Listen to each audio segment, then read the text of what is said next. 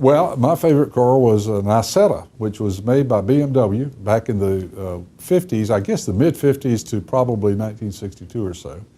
And the Isetta was the first really true mini car. The Isetta had one door, the whole front opened, and the steering wheel came out with the door. And as best I recall, we could squeeze 3 people in the front seat. But basically it was a 2-person car. And it was just a great car. Most people thought it had 3 wheels, but actually the back 2 wheels were set close together, so it was a 4-wheel car. But on the highway, it would go 45 to 55 miles an hour. So it was one of my fun things to do was to pull up at the service station, tell them to fill it up and change the oil, because it used 1 quart of oil. So you know, every time you filled up with gas, you might as well get oil because you show off to the service station, man. But I think it got about 60 miles to the gallon, as I recall. But it was just a great car. And I liked it also because when you dated, the girl could not get away from you. There was no room for her to move. So that's my favorite car, and that's my story, and I'm sticking to it.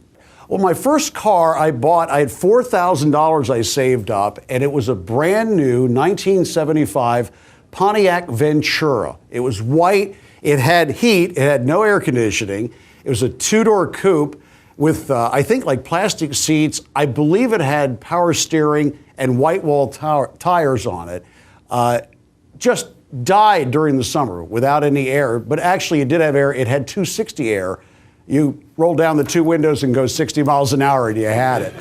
My favorite car I ever had was an Indianapolis Pontiac Fiera pace car, which was great. It was only a 4-cylinder engine, but it looked so good. I called it the sneaker because it was white, had a red stripe around it, and then this gray skirt that went around it. I still wish I had that car.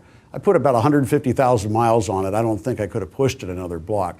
The car I want to see at the auto show is the new Corvette. My brother-in-law just bought one. It is beautiful. It's like a spaceship. Maybe someday when my boss gives me another raise, or gives me a raise, I would love to get one of those. So I'm looking forward to the Corvette this year at the auto show. It was a VW Beetle. I'm not sure what year it was, well, I'm not sure what year in the 50s it was made, but it came from the 50s. And I was 16 and I loved this car. The simplicity of it, the 1 gauge with those optimistic numbers that the car could possibly achieve going downhill. It was painted the Wisconsin color of rust, and you never really knew, and it was kind of fun and exciting because you never knew when you were going to run out of gas because there wasn't a gas gauge.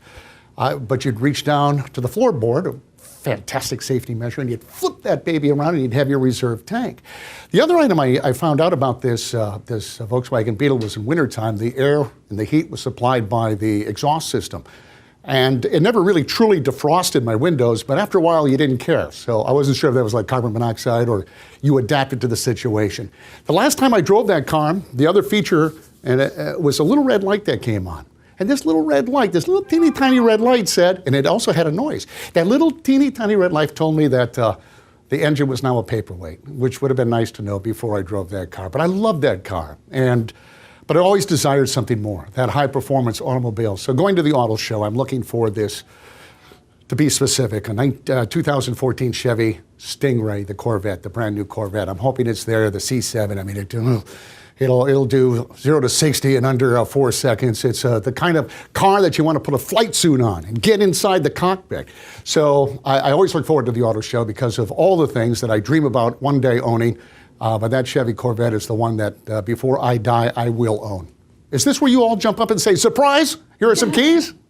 You know, cars are so much a part of most people's lives that it's just interesting to watch people as they look at cars, because there are people who just really love automobiles and they love to look at them. And so I think it's fun to have any kind of a show where you are displaying what so many people are just in love with.